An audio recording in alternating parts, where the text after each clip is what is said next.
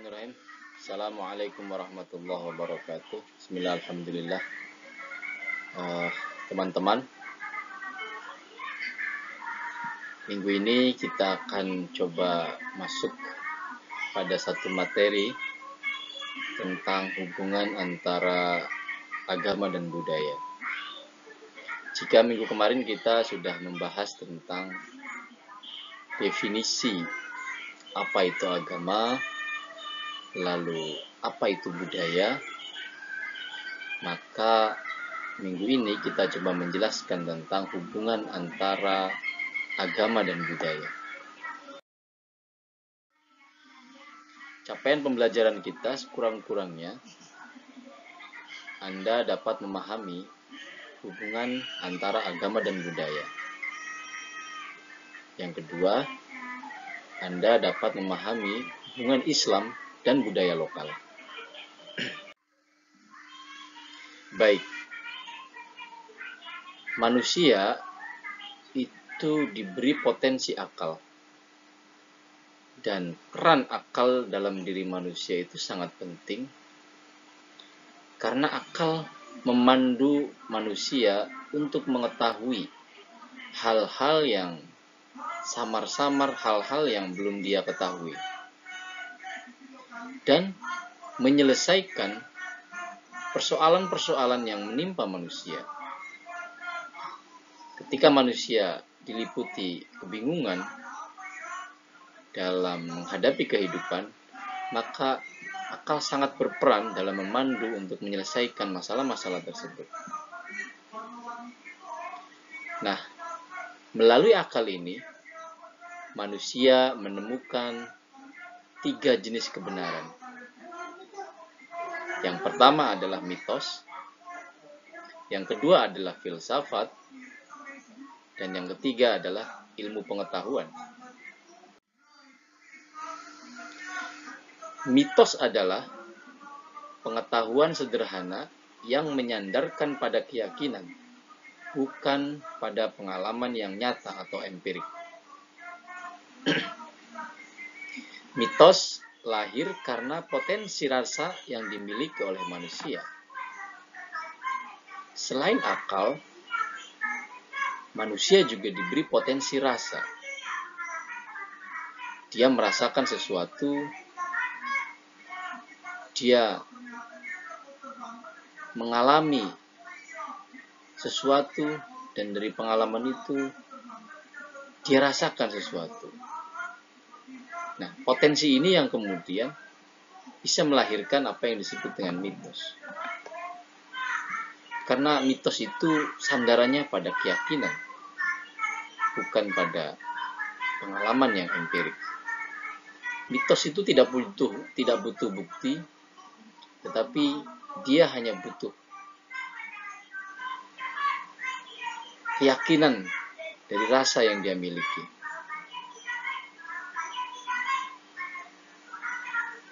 Rasa apa saja yang kemudian dimiliki oleh manusia, dari potensi rasa yang dimilikinya itu, misalnya rasa untuk dihormati. Seseorang ingin dihormati, rasa ingin dihargai. Seseorang butuh penghargaan.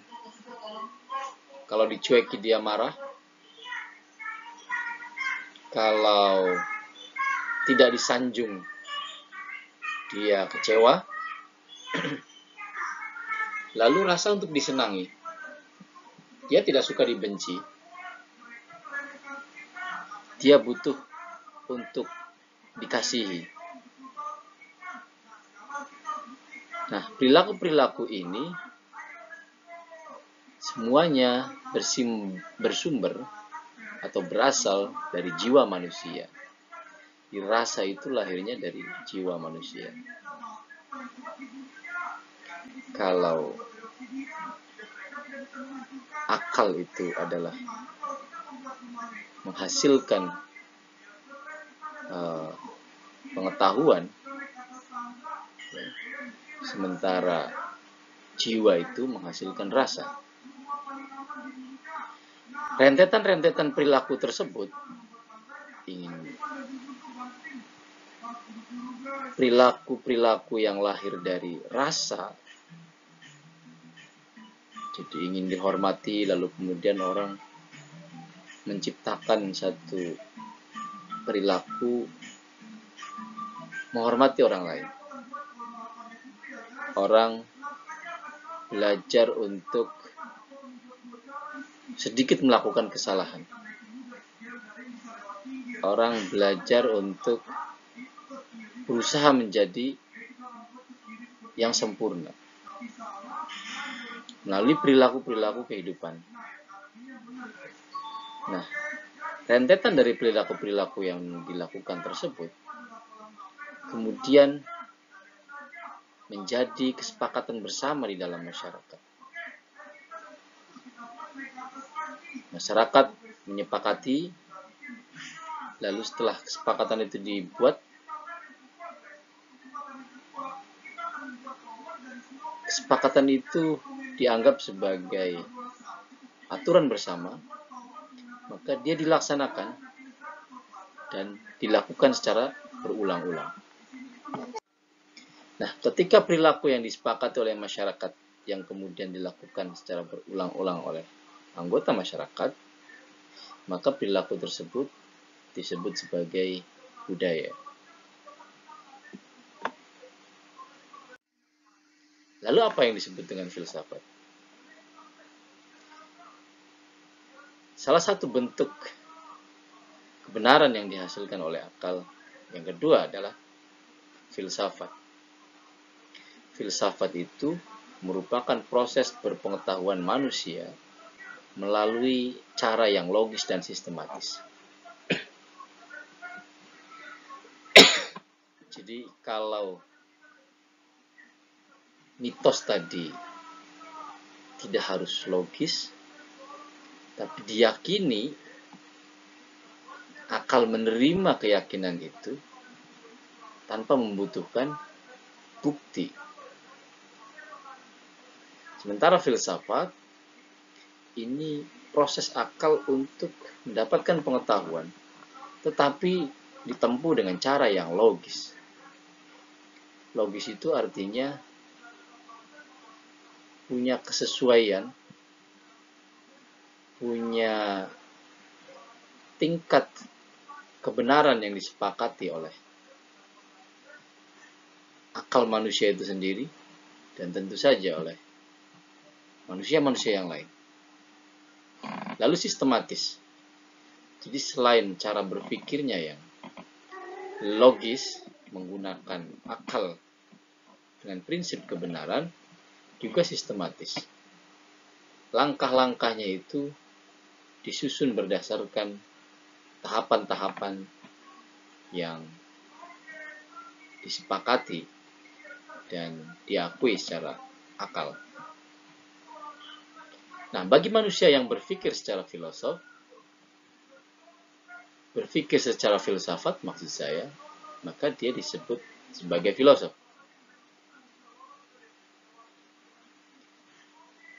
Dan hasil temuan dari cara berpikir filsafat ini adalah kebenaran rasional. Kebenaran yang diterima oleh akal. Akan tetapi, sebagaimana yang kita pelajari di pertemuan sebelumnya, bahwa akal manusia yang kita sebut rasio itu terbatas. Orang menjangkau sesuatu sesuai dengan kapasitas jangkauan akalnya. Dan akan sangat mungkin berbeda dengan jangkauan rasionalitas kebenaran orang lain. Maka rasionalitas manusia itu karena terbatas, maka kebenaran rasional itu kebenaran yang tidak mutlak bisa diakui oleh yang lain. Maka dia termasuk dalam kebenaran rasional yang relatif.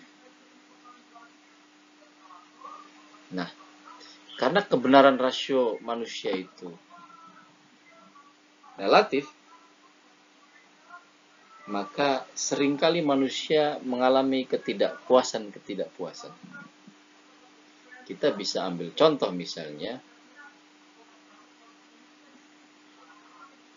para filosof ketika memikirkan tentang hakikat dari alam raya,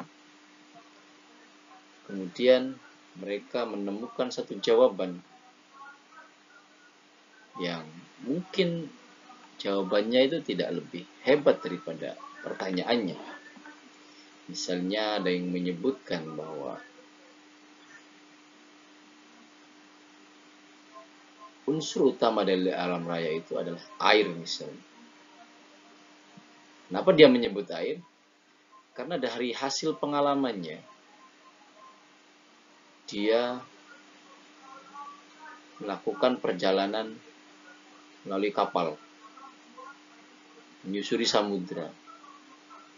Ternyata dia menemukan samudra yang sangat luas. Lalu dia menyadari dalam dirinya terdapat banyak unsur-unsur air, darah, dan dalam tubuh yang lain, juga di semua hal, di dedaunan, pohon, hewan-hewan, itu semuanya mengandung unsur air. Lalu dia menyimpulkan bahwa unsur utama kehidupan adalah air. Tapi hal itu dibantah oleh filosof yang lain. Ada yang menyebutkan bahwa unsur utama adalah api, ada yang menyebutkan unsur utama kehidupan adalah udara. Ada juga yang menyebutkan cinta, dan lain sebagainya. Jadi, kebenaran filsafat yang dihasilkan oleh para filosof itu sifatnya sangat subjektif dan cenderung mengarah pada hal-hal yang bersifat relatif. Maka karena dia relatif, seringkali menimbulkan ketidakpuasan. Jadi sebetulnya benar yang sesungguhnya itu yang mana? Karena pertanyaan yang sama akan dijawab oleh orang dengan jawaban yang berbeda-beda. Itu kebenaran filsafat. Lalu yang ketiga, kebenaran ilmu pengetahuan. Apa itu ilmu pengetahuan? Adalah kebenaran yang didasarkan atas kebenaran rasional yang tadi kita singgung di dalam kebenaran filsafat. Jadi selain rasional diterima oleh akal, tetapi juga telah dibuktikan di alam empiris, di alam yang nyata. Jadi ada pembuktiannya. Tidak hanya sekedar pengetahuan atau logika yang dihasilkan oleh akal semata, oleh rasio semata, tapi juga bisa dibuktikan di alam empiris. Dan pembuktian itu tentu saja selain diterima oleh rasio, juga diterima oleh banyak manusia yang lain.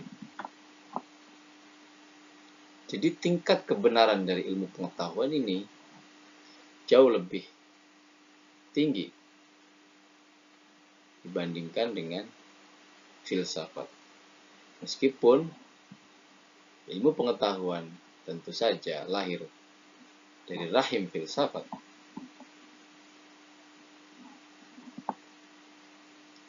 Nah, sehingga karena ilmu pengetahuan ini kebenarannya terbukti di alam nyata dan dianggap sebagai kebenaran tertinggi, maka ia sulit dibantah.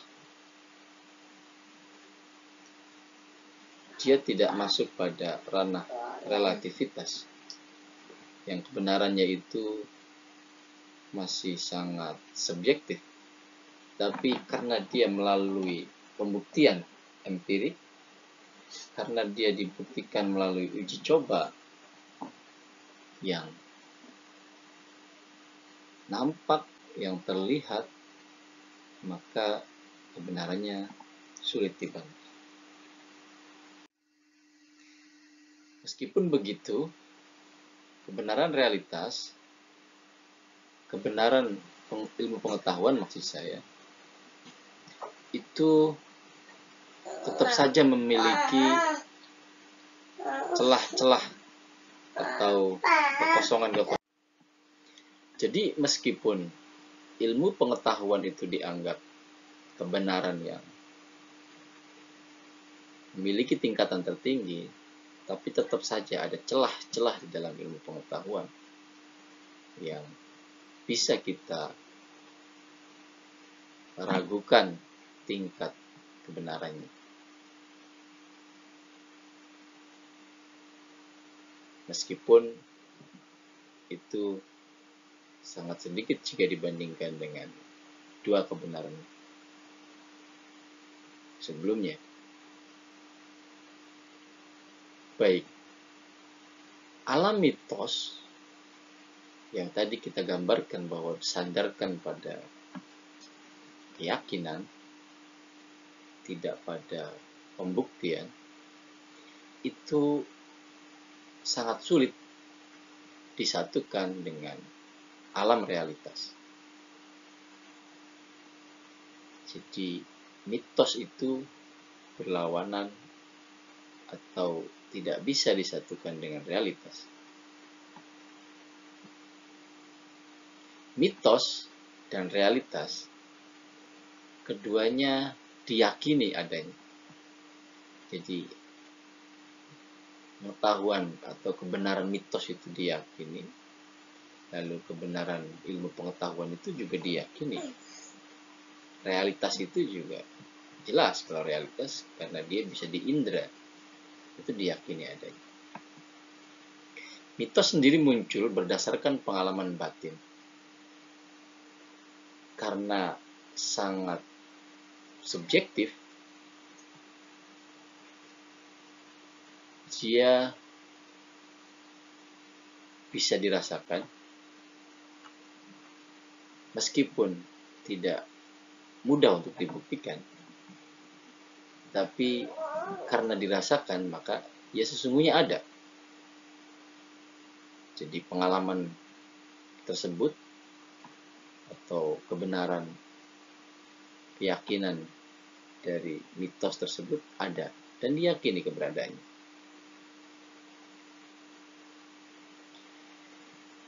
Sementara kalau mitos muncul berdasarkan pengalaman batin, maka realitas muncul karena bisa dinyatakan secara indrawi,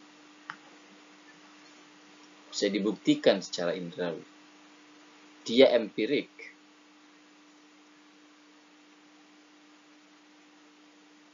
Dia bisa dibuktikan secara indrawi, bisa dirasakan keberadaannya, bisa dilihat, bisa diraba,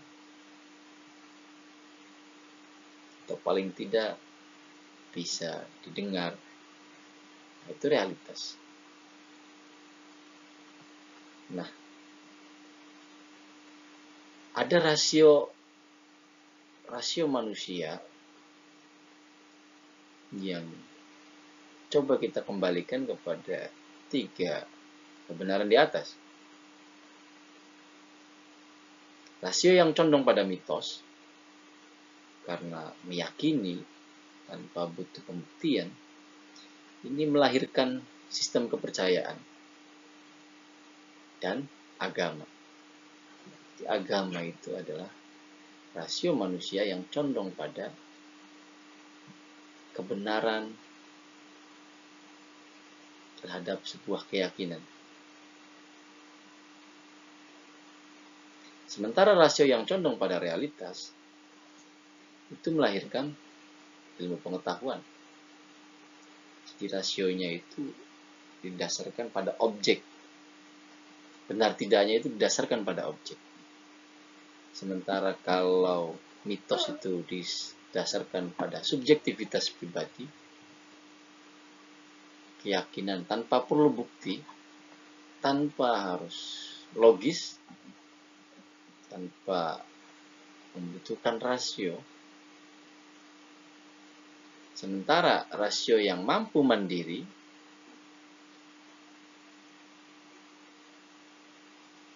dalam arti rasio yang menyandarkan prinsip-prinsip logis sesuai dengan akal pikiran, itu melahirkan filsafat.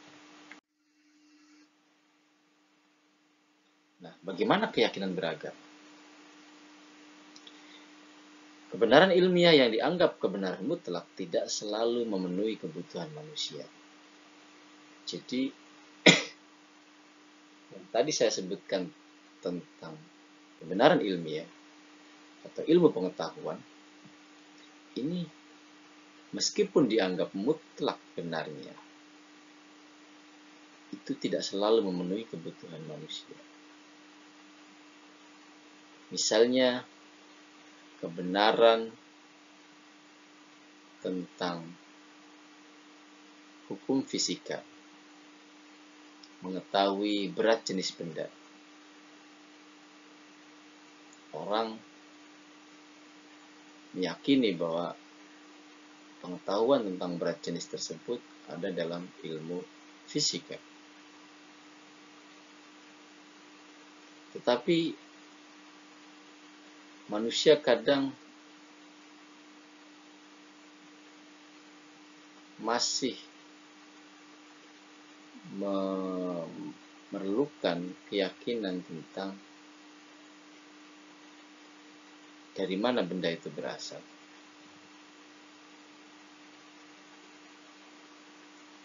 Atau dia juga sampai pada kesimpulan bahwa mengapa dan akan kemana dan siapa yang memikirkan tentang benda tersebut. Jadi kalau pengetahuan itu adalah hasil pikiran manusia, lalu siapa yang memikirkan manusia? Selalu ada kebutuhan-kebutuhan yang tidak terpenuhi dalam memahami realitas. Nah, pada titik ini, ketika orang-orang yang rasional, orang-orang yang ilmiah, cara berpikirnya, merasa bahwa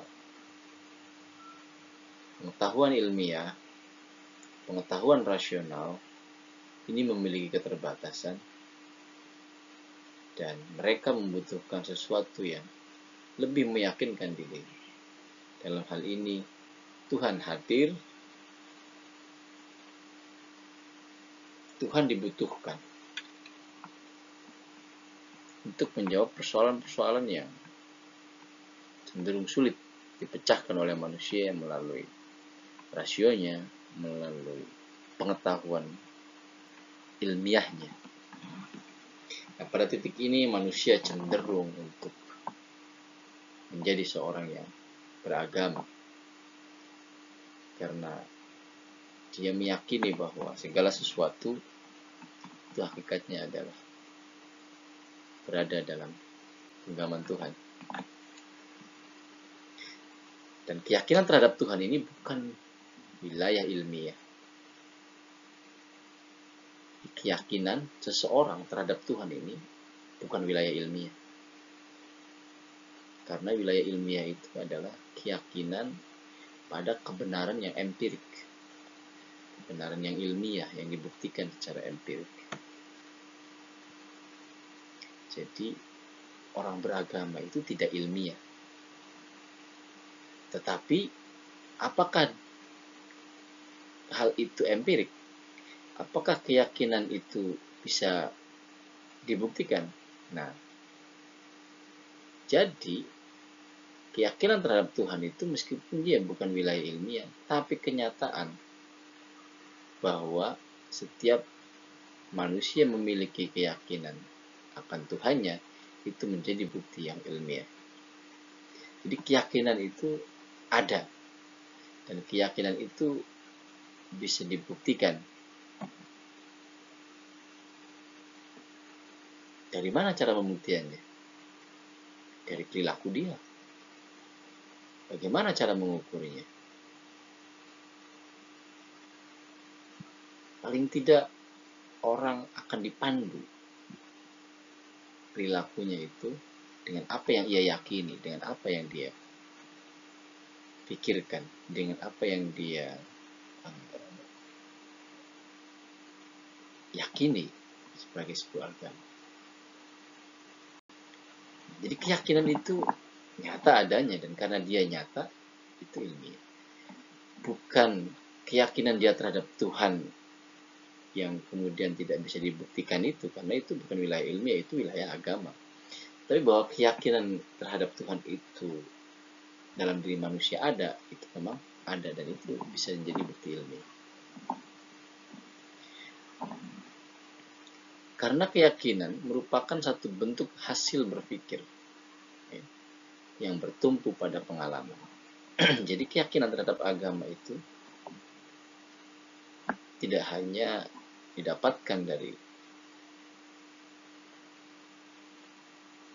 pendidikan, dari transformasi pengetahuan, tetapi juga dari pengalaman. Orang mengalami langsung untuk meyakini sebuah kebenaran. Dan tentu saja karena ini kebenaran agama, dia tidak membutuhkan bukti-bukti empirik. Lalu bagaimana agama dan kebudayaan? Kita tahu bahwa semua hasil pemikiran manusia adalah kebudayaan. Keberagaman seseorang merupakan keyakinan yang banyak diperankan oleh akal pikiran. Jadi orang beragama itu adalah orang yang meyakini sesuatu, dan keyakinan itu dia proses melalui akal yang dia miliki.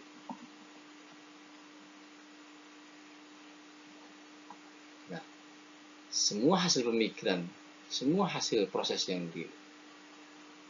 dilakukan aktivitasnya oleh akal itu adalah kebudayaan. Masih ingat kemarin kebudayaan itu mewujud pada 3 hal. Ada ide-ide, gagasan, nilai-nilai, cita-cita, pengetahuan. Lalu yang kedua mewujud pada perilaku, tindakan, praktik, tradisi, amalia. Yang ketiga mewujud pada benda-benda, artefak-artefak. Jadi apa yang tidak masuk dalam ranah kebudayaan? Karena semuanya sudah mencakup daripada kebudayaan. Maka ketika orang beragama dan keyakinan dalam beragamanya itu hasil dari penerimaan akal dia terhadap keyakinan tersebut, maka keberagaman seseorang itu adalah wujud daripada kebudayaan. Jadi ketika agama turun dari Tuhan, itu masih dalam bentuk agama, Islam. Tetapi ketika sudah masuk ke dalam diri manusia, diyakini, dan keyakinan itu diolah oleh akal pikiran dan diterima menjadi satu keyakinan, menjadi satu pengetahuan dalam beragama, maka di situ sudah masuk kebudayaan.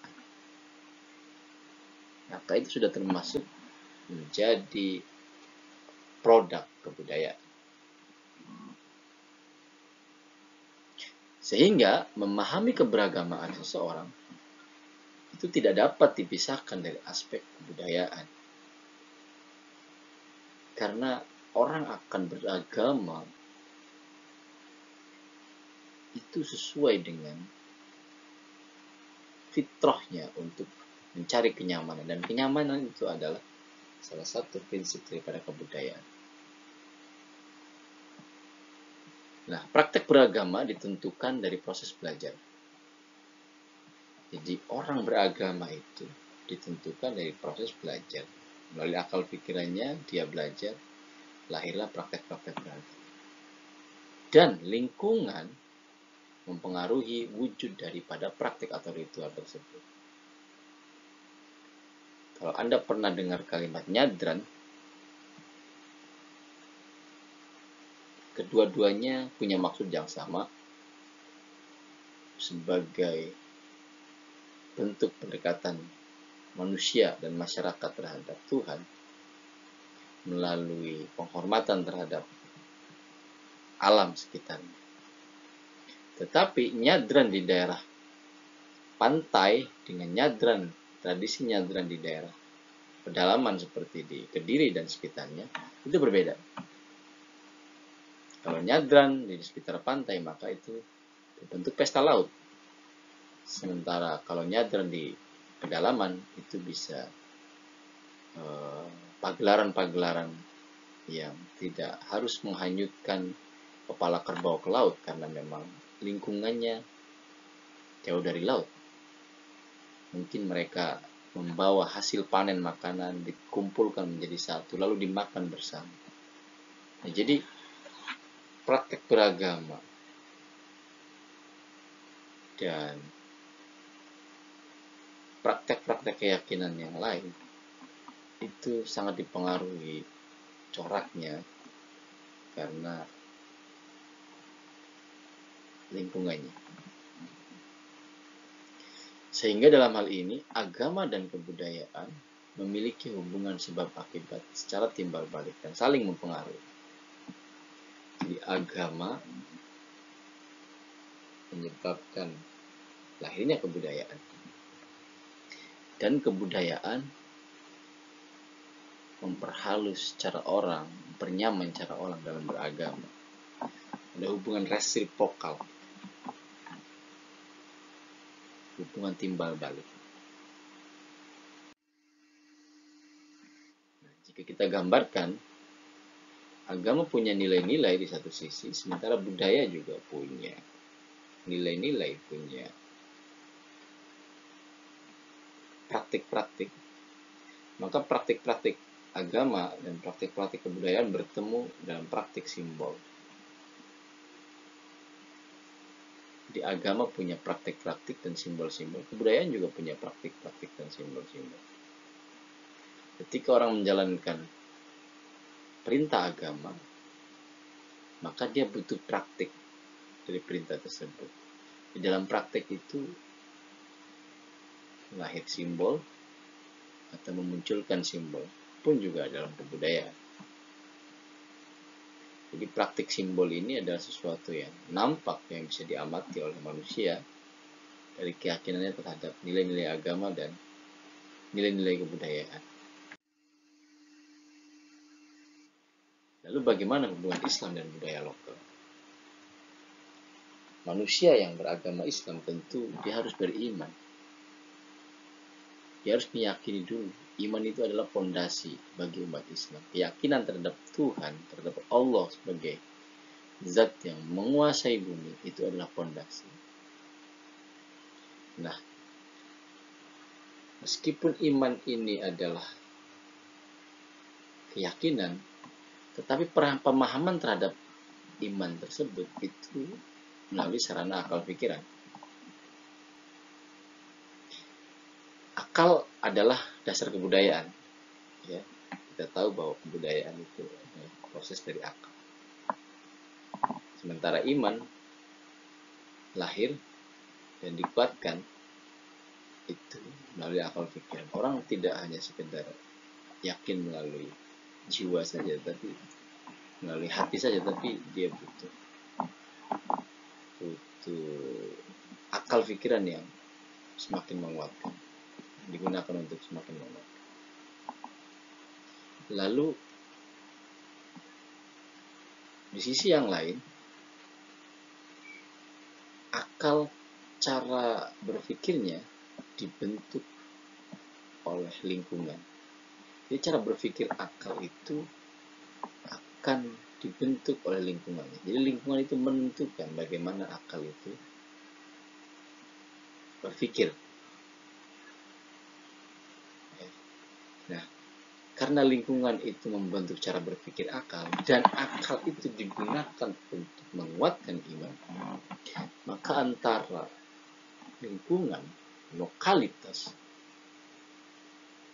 itu akan sangat mempengaruhi juga dengan atau bagaimana cara mereka beragama, bagaimana cara mereka mempraktikkan agamanya. Maka praktek ritual agama itu tidak akan bisa dilepaskan dari peran akal dan lingkungan. Sehingga kesimpulannya adalah corak keberislaman seseorang itu sangat memungkinkan terjadinya perbedaan dengan umat yang lain yang secara sistem berpikir itu berbeda, dan lingkungan tempat mereka tinggal juga berbeda, maka sangat memungkinkan corak keberislaman itu berbeda-beda. Sekali lagi, yang harus kita pahami adalah corak keberislaman itu berbeda dengan Islam itu sendiri. Jadi Islam itu memuat nilai-nilai, sementara keberislaman itu adalah praktek dari nilai-nilai itu ketika dijawantahkan dalam kehidupan. Jadi ada ruang yang universal, lalu ada ruang yang partikul.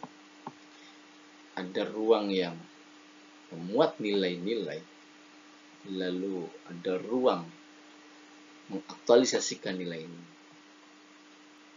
Ruang ini dari Tuhan disampaikan kepada nabinya, dituliskan di dalam kitabnya.